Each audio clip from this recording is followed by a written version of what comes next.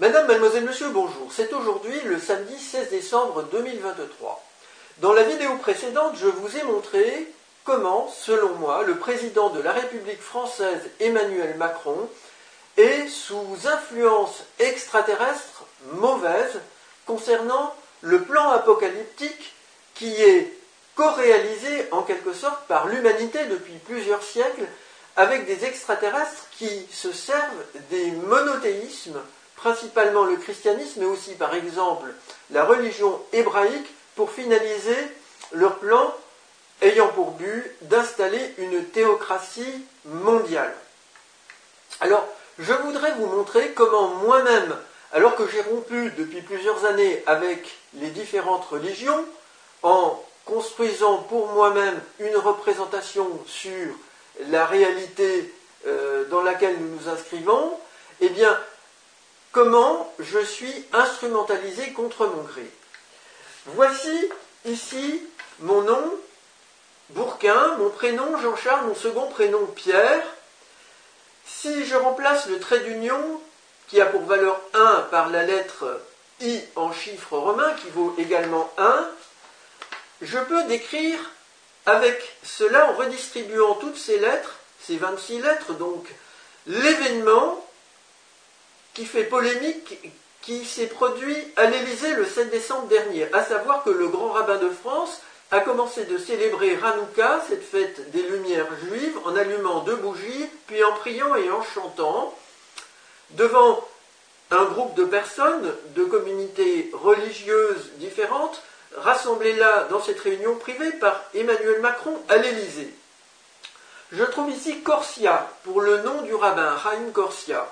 Je trouve le mot rabbin ici, le mot Élysée, le mot Hanouka pour le nom de cette fête, et puis je trouve le mot bougie, et enfin le mot prier. Donc tout ce qui caractérise principalement cet événement se trouve rassemblé avec les lettres de mon nom, de mon prénom, plus le I pour le trait d'union. Alors, je voudrais aussi vous dire de manière plus claire ce que j'ai dit déjà dans la vidéo précédente, à savoir qu'avec les lettres de mon nom et de mes 2 prénoms, j'obtiens aussi Hanouka, écrit comme pour le chandelier à 7 branches, avec bougie en verticale, les bougies, l'Élysée, le trait d'union pour l'unité de la nation à l'Élysée, et puis ici 2 chiffres 1 qui s'obtiennent par réduction des valeurs des lettres, les 4 R résiduels, le N, le P et le Q. Donc je les ai mis là où il y a eu les bougies allumées par le grand rabbin.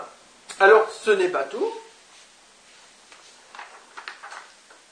Ici, avec mes prénoms, nom plus 1 pour le trait d'union, j'obtiens un nombre qui a pour valeur 132. Et concernant la date, le 7 décembre 23 pour 2023, si je remplace le 12 par 102, ce qui ne change rien concernant la valeur réduite des chiffres, j'obtiens 7 plus 102 plus 23 donne 132. Donc, voici des preuves très importantes que ma représentation est source, hélas, d'inspiration pour les égrégores des monothéismes, mais également pour l'État français, concernant le plan apocalyptique. En résumé, je rappelle que mon âme a été celle du Bouddha, puis celle, je le pense, d'une enfant de Marie et Madeleine et de Jésus qui s'est nommée Sarah, et que cet enfant est arrivé sur les côtes de France, qu'elle a malheureusement joué de mauvaises influences pour le compte de Jésus, qui lui-même, selon moi, a œuvré pour le compte du plan apocalyptique des êtres gris, et que l'âme de cette personne, Sarah, était ensuite celle de personnes qui historiquement ont joué des rôles importants, elles sont toujours influentes, dans le christianisme. Donc même si moi j'ai rompu, à travers ces représentations, cela joue toujours, et il y a une attente qui est projetée sur moi comme médiateur pour le plan apocalyptique, ce que je rappelle avoir fait malheureusement en 2007 pour le compte de ces extraterrestres, 2006 et 2007, croyant bien faire. Après quoi j'ai rompu. Tout cela est archivé, Et malheureusement, je ne puis que alerter et déplorer ce qui se passe. C'est un drame épouvantable. J'informe enfin d'un livre à caractère scientifique de Jean-Pierre Petit, ancien directeur de recherche au CNRS, avec Jean-Claude Bourret comme second auteur, aux éditions Guittre et Daniel, un livre qui spécule sur l'existence de l'âme et sur la psyché des égrégores humains. Je n'y adhère pas complètement, mais je trouve que c'est très intéressant. Madame, mademoiselle, monsieur, je vous remercie pour votre attention.